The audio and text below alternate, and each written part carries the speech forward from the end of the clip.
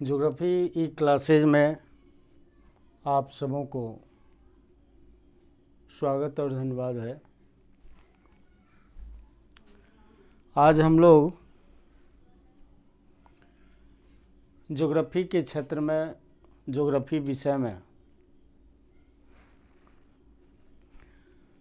मापनी यानी स्केल के महत्व और स्थान का जानकारी प्राप्त करेंगे, अध्ययन करेंगे। जैसा कि ये बहुत ही सरल बात है, सामान्य बात है कि भूगोल में मापनी का क्या महत्व हो सकता है, ऐसा प्रश्न लोग कर सकते हैं। लेकिन मेरी एक जिज्ञासा हुई, चूँकि ज्योग्राफी का जो अध्ययन होता है, ज्योग्राफी का जो हम लोग वर्णन करते हैं, वर्णन लिखते हैं, वर्णन किसी से जानते हैं, या भूगोल के क्षेत्र में जो हम लोग बात करते हैं, तो अगर किसी एक वस्तु का प्रयोग होता है तो वह होता है स्केल का, मापनी का होता है। मापनी के कई नाम हैं, उसके संदर्भ में हम कुछ ही देर बाद चर्चा करेंगे। भूगोल के क्षेत्र में मापनी का अहम योगदान है। अगर सही रूप में देखा जाए और एक निष्कर्ष पर हम लोग पहुँचें तो ऐसा स्पष्ट दिखाई देगा। एक होता है प्रत्यक्ष और अप्रत्यक्ष प्रमाण। यहाँ अप्रत्यक्ष बात मैं नहीं करता हूँ, प्रत्यक्ष रूप से आपको समझ में आ जाएगा कि भूगोल का अध्ययन, भूगोल का वर्णन, भूगोल विषय की जानकारी में अगर मापनी का अध्ययन नहीं हो तो भूगोल नथिंग, कुछ नहीं रहेगा। भूगोल के सारे तथ्य अपने आप में सीमित हो जाएंगे, उसका स्कोप आगे नहीं बढ़ेगा, उसका विषय क्षेत्र आगे नहीं बढ़ेगा। चूँकि मापनी एक कुंजी है, भूगोल के हर पग पर इसकी आवश्यकता है, स्केल की। अब हम लोग अब इस तथ्य पर आते हैं कि भूगोल में मापनी का क्या कार्य है, क्या उपयोग है, क्या महत्व है, क्यों होनी चाहिए, क्यों नहीं होनी चाहिए, इसकी बात हम नहीं करेंगे, लेकिन क्यों होनी चाहिए इसकी बात हम करेंगे। तो चलिए अब हम लोग आते हैं भूगोल में मापनी का महत्व। सर्वप्रथम हम लोग ये जानते हैं, क्या जानते हैं कि भूगोल के संदर्भ में हम लोग पहले भी ये जान चुके हैं कि भूगोल मुख्य रूप से पृथ्वी का अध्ययन है, मुख्य रूप से। और पृथ्वी के अध्ययन के साथ साथ पृथ्वी से संबंधित जितने भी तत्व हैं, प्राकृतिक तत्व, मानवीय तत्व, दोनों के बीच के वातावरण का तथ्य, वातावरण, ये पारिस्थितिकी, ये सारी चीज़ों का जो हम लोग अध्ययन करते हैं भूगोल में, तो भूगोल में आज हम चर्चा करने जा रहे हैं कि उसकी मापनी का क्या उपयोग है, क्या महत्व है। जैसा कि हम लोग अब पहले हम दो शब्द से आए, पहले भूगोल से, इसके बाद हम आएंगे मापनी से, तब महत्व की चर्चा करेंगे। तो चलिए भूगोल के संदर्भ में हम लोग ये जान लेते हैं। भूगोल के संदर्भ में हम लोगों को जानकारी है, क्या जानकारी है? तो भूगोल जो है मुख्य रूप से पृथ्वी का अध्ययन है, पृथ्वी का अध्ययन है।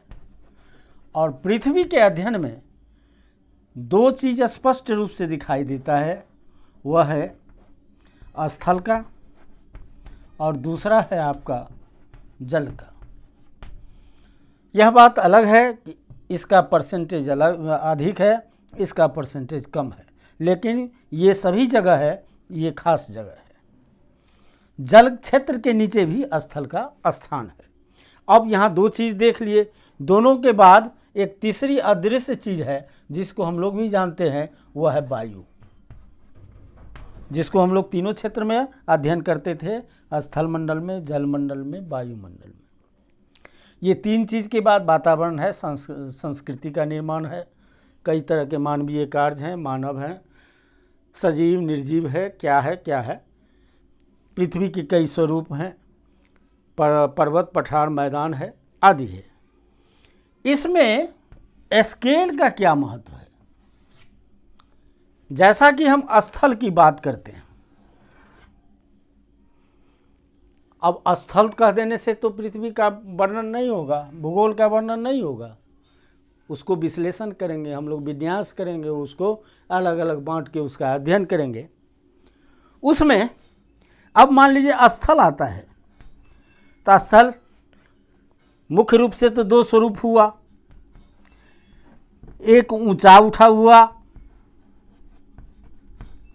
और एक नीचा धंसा हुआ। ये दो क्षेत्र तो स्पष्ट है। अब इसमें भी ऊंचे में भी कई स्वरूप हैं, पर्वत हैं, पठार है, मैदान है, नीचे में भी नदी है, खाई है, गर्त है, समुद्र है, आदि आदि है। तो नीचे स्थल में जल के साथ भी हम मिलाते हैं, चूँकि जल खास जगह पर है, लेकिन उसके पेंदी जो है, उसके जो बॉटम है वो स्थल है, बिना स्थल का जल का ठहराव नहीं है, इसलिए ये सभी जगह है। अब जल के रूप में, स्थल के रूप में भी देखें, अब वायुमंडल में देखते हैं, विभिन्न तरह के गैस है, विभिन्न तरह के उसके जोन है, क्षेत्र हैं। अब क्षोभ मंडल है, समताप मंडल है, आदि आदि जितने मंडल है, उसकी ऊंचाई की बात करते हैं। तो अब आप समझिए, स्थल ऊंचा है, गहरा है, ये कितना ऊंचा है, कितना गहरा है, वह कौन साबित करता है?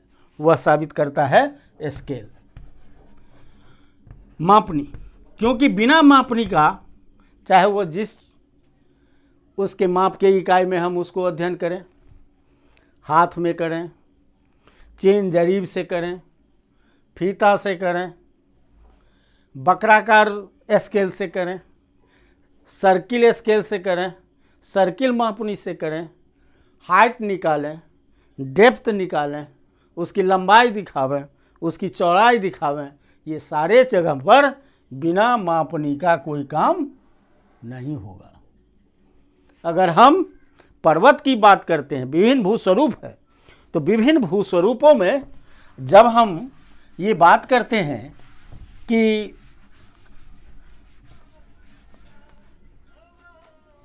पर्वत है, तो पर्वत में कई बात हम लोग अध्ययन करते हैं, कितना इसका श्रेणी है, श्रेणी की लंबाई क्या है, यहाँ से यहाँ इसकी लंबाई क्या है, मीटर, किलोमीटर, फीट, गज, किस चीज़ में है, जिस चीज़ में भी हो, लेकिन इसकी एक लंबाई की दूरी हम मापते हैं।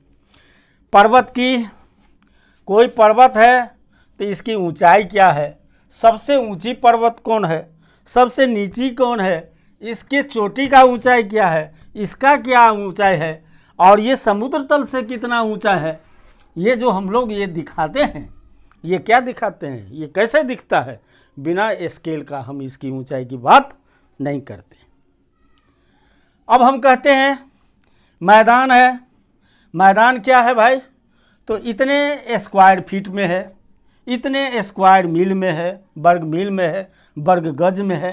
तो वर्ग गज कैसे आया, वर्ग गज तभी आएगा ना, उसका क्षेत्रफल तभी आएगा ना जब उसका कोई मापनी होगा, कोई स्केल होगा। बिना माप का, बिना स्केल का कोई भी स्थान का लंबाई, चौड़ाई, क्षेत्रफल, ऊंचाई, गहराई हम नहीं दिखा सकते। तो इस तरह से भूगोल के क्षेत्र में मापनी का बहुत महत्व है। भूगोल के क्षेत्र में हम लोग क्या देखते हैं, भूगोल के क्षेत्र में देखते हैं विभिन्न आंकड़ा का हम लोग प्रयोग करते हैं। विभिन्न आंकड़ा का क्या प्रयोग करते हैं, एज एग्जाम्पल इसको समझ लीजिए कि मान लीजिए हम किसी चीज़ के उत्पादन की बात करते हैं, भाई लोहा है, चांदी है या अन्य खनिज है, ये है 40 टन, ये है 50 टन। तो 40 टन और 50 टन को अगर हम किसी डायग्राम से दिखाएंगे, चाहे वह सर्किल में दिखावें, चाहे उसको बार डायग्राम से दिखावें, बार डायग्राम में चाहे उसको हम हॉरिजेंटल से दिखावें या वर्टिकल से दिखावें। अब ये सर्किल है, इस तो सर्किल को एंगल में दिखावें, है ना। तो एंगल दिखाएंगे तो ये कितना कोण बनेगा, ये कोण कितना बनेगा। तो कोण क्या है, कोण भी एक स्केल है जो 0 डिग्री से चलेंगे, फिर यहाँ आकर के 180 होगा, फिर यहाँ आकर के 360 होगा, यानी 0 डिग्री हो जाएगा। तो ये भी एक स्केल हुआ। हम कभी कभी ये देखते हैं, क्या देखते हैं भाई, कि 40.7 है कहीं जो लिखा हुआ, उसकी मापनी है, उसकी ऊंचाई है। तो क्या हुआ, 40 क्या है, 40 इकाई को देखेंगे, फिर 7 इकाई को देखेंगे। तो इस तरह से हम देखते हैं कि किसी भी क्षेत्र में, भूगोल के किसी भी क्षेत्र में, मान लिया जनसंख्या दिखाते हैं हम, जनसंख्या में भी आपको कई चीज़ों को दिखाना पड़ेगा। क्या दिखाना पड़ेगा भाई, बच्चे हैं, बूढ़े हैं, जवान है, उसकी क्या संख्या है, उसकी क्या संख्या है, कुल कितना संख्या है, कितना पुरुष है, कितना महिला है, तो कितने एज से कितना एज का कितना संख्या है। और सबको जब हम किसी डायग्राम से दिखाते हैं, चाहे वह पिरामिड डायग्राम हो, चाहे वह बार डायग्राम हो, चाहे वह वृत्त व्हील डायग्राम हो, पाई डायग्राम हो, वृत्त आरेख हो, तो इन सभी चीज़ों में भी हम देखते हैं कि स्केल का महत्व है। अब स्केल का और भी महत्व देखिए कि भूगोल के क्षेत्र में जिन भी वस्तुओं की अध्ययन हम करते हैं, कहीं ना कहीं किसी न किसी रूप में स्केल का होना अनिवार्य है। तो स्केल बहुत ही महत्वपूर्ण फैक्टर है। क्यों फैक्टर है, अब ऐसे भी देखिए, भूगोल का मुख्य अध्ययन का वस्तु 2 चीज़ माना जाता है। क्या माना जाता है, एक माना जाता है आपका ग्लोब, पृथ्वी का हम सकल ग्लोब। तो कोई आदमी इतना बड़ा ग्लोब बनाएगा, अगर मान लीजिए वास्तविक पृथ्वी इतना बड़ा है, कोई इतना ग्लोब बनाया, इतना बड़ा ग्लोब बनाया, और कोई इतना ही बड़ा ग्लोब बनाया, क्या ये वास्तविक हो गया? देखने से तो स्पष्ट होता है कि ये बड़ा है, ये उससे मध्यम है, उसके बाद ये छोटा है, लेकिन ऐसा नहीं है। इसका जितना क्षेत्रफल है इसका भी क्षेत्रफल उतना ही होना चाहिए, और जितना क्षेत्रफल इस दोनों का है, इसके अनुकूल भी इसका भी क्षेत्रफल उतना ही होना चाहिए, चाहे वह बड़ा है, छोटा है, मध्यम है। जिसको बनाने का एक सूत्र होगा, और सूत्र का मुख्य आधार होता है मापनी, मुख्य होता है मापनी। अगर मापनी न हो तो इसको अगर हम 200 स्क्वायर फीट माने, तो इसके हिसाब से ये कितना हुआ, बहुत कम। अगर इसको हम 100 मान लेते, इसका ये भी बहुत कम, इसका मतलब ये 50 हुआ। लेकिन क्या ये 200 जब ओरिजिनल है, और ये 100 कैसे हो गया? आकार में ये छोटा बड़ा हो सकता है, बड़ा तो नहीं, छोटा हो सकता है। अगर बड़ा भी होगा तो उसके स्केल का कमाल होगा, स्केल ही उसका बड़ा करेगा। अब मान लीजिए ये 1 इंच बराबर, इसमें जो 1 इंच की दूरी है, मान लेते हैं 100 गज है। तो 100 गज है, तो इसको हम पूरे परिधि को नापेंगे, कितना इंच हुआ, उसको 100 से गुना करेंगे, तो इसका परिधि का लंबाई निकलेगा। तो इसका परिधि अगर मान लेते हैं हम ये कि 10,000 हुआ, 10,000 गज हुआ, तो 10,000 गज जो ये परिधि है, इसको भी बनाना पड़ेगा 10,000 परिधि, तब वह पृथ्वी का हम सकल ग्लोब हो सकता है। अगर ऐसा नहीं होता है तो ये इस दोनों में कोई संबंध नहीं रहेगा, कोई अस्तित्व की बात नहीं होगी। तो इस तरह से हम देखें ये पृथ्वी के स्वरूप में। अब समुद्र की बात करते हैं। समुद्र का स्वरूप भी अपने आप में भिन्न है। जिस तरह से पृथ्वी के धरातल पर स्थल स्वरूपों में है, कोई ऊंचा क्षेत्र है जिसको पर्वत, पहाड़ी, पठारी कहते हैं, कोई उससे मध्यम नीचे वाला है, मैदान है उससे नीचे वाला है सागर तली है। अगर सागर की बात करते हैं तो सागर, कितने सागर और कौन कौन सागर, तो इसका नाम कुछ, इसका नाम कुछ, तो ये कितने गहरे हैं, इसकी अधिकतम गहराई कितनी है, इसकी अधिकतम गहराई कितनी है, इसका लंबाई कितना है, इसका लंबाई कितना है, इसकी चौड़ाई कितनी है, इसकी पेंदी की गहराई क्या है, ये सामान्य स्थल से कितना नीचे जाकर के जल इसको छूता है, जल के निकट का क्षेत्र क्या है। तो ये सारे चीज़ों को भी स्केल ही अलग करता है, स्केल ही दोनों को संबंध भी स्थापित करता है। इसीलिए भूगोल के क्षेत्र में किसी भी स्वरूप के अध्ययन में, किसी भी अंश में, किसी भी पाठ में, किसी भी लेसन में स्केल का अध्ययन अनिवार्य है। क्योंकि अगर मान लेते हैं हम किसी मापनी की बात करते हैं, किसी मानचित्र की बात करते हैं, अब मान लिया ये हमारे भारत का कोई क्षेत्र है, जम्मू कश्मीर है। अब इस जम्मू कश्मीर में ये जम्मू कश्मीर का कितना एरिया है, ये एरिया वास्तविक क्या है, और ये एरिया हमारे मानचित्र पर कितना बड़ा में है, इतना बड़ा में दिखाई देता है। तो इसमें और इसमें जो संबंध है वह कौन स्थापित करेगा, वह भी स्थापित करेगा स्केल। बिना स्केल का हम एक पग भी अपना कोई अध्ययन ज्योग्राफी के क्षेत्र में न कर सकते हैं, न करवा सकते हैं, चूँकि स्केल का जानकारी अनिवार्य है। इसीलिए हम आप सबों से ये अवश्य कहना चाहेंगे कि अगर ज्योग्राफी से आपका किसी भी तरह का संबंध है, चाहे भूमापन के क्षेत्र में है, कोई अमानत करते हैं, कोई ज़मीन का भूमापन करते हैं, कोई इंजीनियर हैं, इंजीनियर क्या करते हैं, मैप बनाते हैं। किस चीज़ से मैप बनाते हैं, मान लिया प्लेन टेबल से बनाते होंगे, डंपी लेवल से उसका सर्वे करते होंगे, क्लाइनोमीटर से लेते होंगे, या थियोडोलाइट से किसी चीज़ की ऊंचाई उसकी एंगल लेते होंगे। लेकिन उसमें है क्या, उसमें है स्केल, उसमें है दूरी, और स्केल का मुख्य क्रिया होता है दूरी का मापना। बिना दूरी का वह भी कोई कार्य नहीं कर सकते हैं। ज्योग्राफी के क्षेत्र में आप जानते हैं ज्योग्राफी क्या है, एक इंटीग्रेटिंग साइंस है, हर विज्ञान से उसका संबंध है, और हर विज्ञान में किसी न किसी रूप में भूगोल के प्रवेश है। अब भूगोल का प्रवेश है तो स्केल का प्रवेश है। अगर कोई अमानत करते हैं, अगर उसके पॉकेट से स्केल ले लें हम, स्केल कई रूप में होते, कई फॉर्म है, आप उसको कन्वर्ट करके किसी चीज़ से किसी चीज़ में बनाइए, मीटर से गज में बनाइए, गज से सेंटीमीटर ले जाइए, फरलांग में ले जाइए, फैदम में ले जाइए, जिस चीज़ में भी ले जाइए, लेकिन स्केल का होना अनिवार्य है। इसीलिए ज्योग्राफी के क्षेत्र में ज़रा सा भी कदम रखने वाला, चाहे वह पढ़ने वाला हो, पढ़ाने वाला हो, उसके विषय मर्म को जानने वाला हो, उसे ज्योग्राफी में स्केल की महत्व को जानना आवश्यक है। अगर वह नहीं भी जानता है कि स्केल का महत्व इसमें नहीं है, फिर भी वह देखेगा, वह जब मनन करेगा तो देखेगा कि हम तो बिना स्केल का कोई चीज़ पढ़िए नहीं रहे हैं, हम बिना स्केल का ज्योग्राफी में किसी चीज़ को जानिए नहीं रहे हैं। इसलिए स्केल का बहुत ही महत्व है।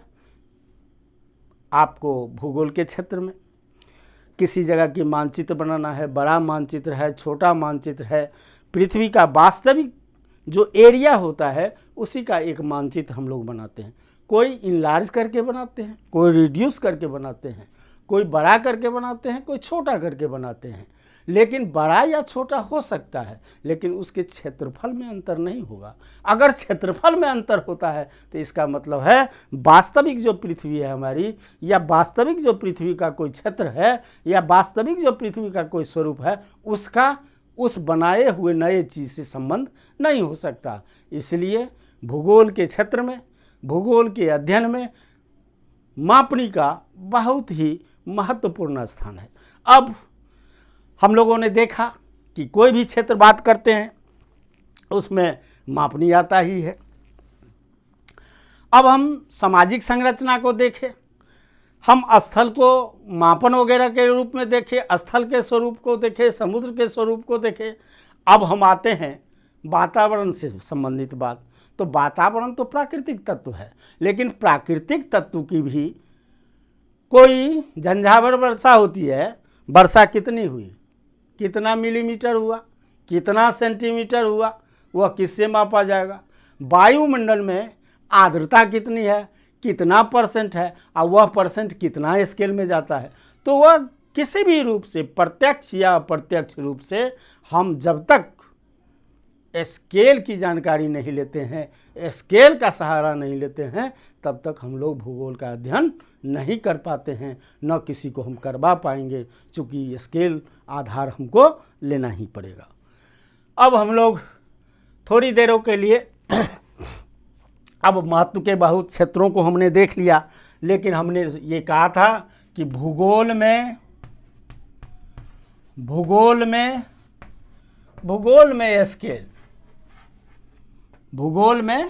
स्केल के महत्व। तो स्केल को हम कई रूपों में जानते हैं। अब इस पर हम थोड़ी सी चर्चा कर लेते हैं। स्केल को हम कई रूपों में जानते हैं। उसको कहते हैं मापनी कहते हैं, उसको हम पैमाना कहते हैं,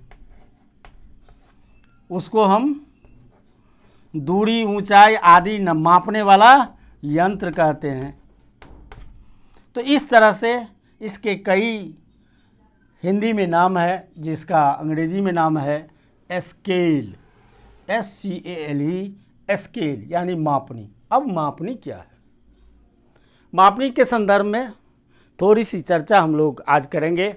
इसके बाद मैं यह प्रयास करता हूँ कि अगली कड़ी में मैं स्केल चैप्टर से ही कुछ विशेष तथ्यों को उजागर करने का प्रयास करूँगा।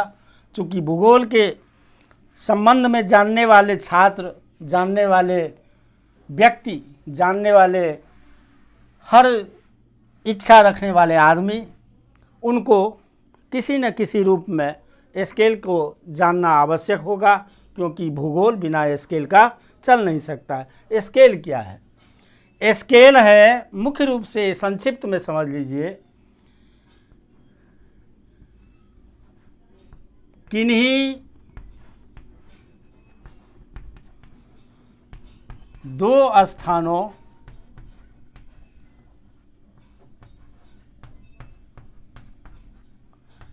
के वास्तविक दूरी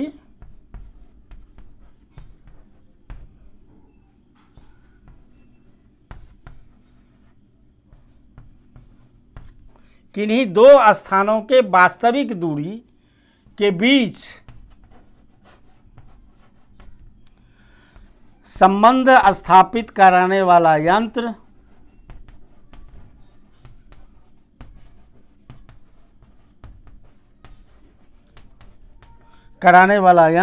या मापनी यंत्र, मापनी या स्केल कहलाता है।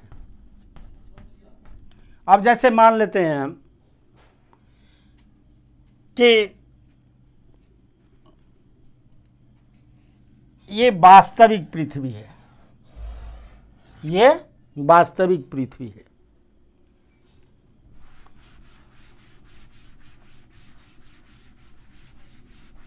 ये वास्तविक पृथ्वी है, जिसमें एक स्थान ए है और दूसरा स्थान बी है। ए बी को जब वास्तविक दूरी पर हम नापे हैं, तो यह है यहाँ से यहाँ 100 फीट है, या 100 मीटर है, या 100 फरलांग है, जो भी है। तो हम अभी मान लेते हैं 100 फीट है। ये वास्तविक है। जब हम फीता से, चेन से, लग्गा से, हाथ से, बित्ता से, अंगुल से, जिस किसी भी से नापे हैं, तो कैलकुलेशन करके मिला कि ए स्थान से लेकर के बी स्थान की वास्तविक दूरी जो है, एक्चुअल डिस्टेंस जो है, वह है 100 फीट। वह है 100 फीट। अब यहाँ कोई कागज़ है या कोई एक छोटा सा समतल सतह है जिस पर इसी दो स्थान को दिखाना है। तो इसको हम कैसे दिखाएंगे? अगर हम इस पर इतना ही दूरी को दिखावें ऐसे, और यहाँ लिख दें A और यहाँ लिख दें B, तो क्या यह 100 फीट हो जाएगा? यह 100 फीट नहीं होगा। मुझे मापना होगा और इसको दिखाना होगा। चूँकि अगर ये 100 फीट है तो देखने ही से लगता है कि छोटा है, तो फिर ये 100 फीट कैसे होगा? ये तो निश्चित रूप से 100 से नीचा होगा। जब यह देखने से स्पष्ट लगता है तब तो ये ऑलरेडी ये छोटा है, ये 100 है तो ये 100 से कम होगा। लेकिन ऐसा नहीं होगा। क्यों नहीं होगा? तब यहाँ स्केल रहेगा। स्केल अगर लिख दिया कि 1 इंच बराबर है 1 इंच बराबर है 200 फीट, अगर ऐसा इसके नीचे लिखा हुआ है, इसका मतलब वह मापनी दे दिया। और जब हम उसको गुनिया या स्केल या मापने वाले यंत्र से जब मापेंगे तो हम मोटा मोटी अगर मानते हैं यहाँ से यहाँ अगर आधा इंच हुआ तो कितना हुआ? आधा इंच हुआ तो 100 फीट हो गया। कैसे? तो अगर 1 इंच है तो 1 इंच अगर है 200 का तो आधा इंच कितना होगा? 100 का होगा ना। इधर 100 इधर 100, यानी ये संबंध कौन बनाया? अब ये छोटा है ये बड़ा है, लेकिन दोनों का बीच कितना क्या संबंध है? एक ही दूरी का संबंध है।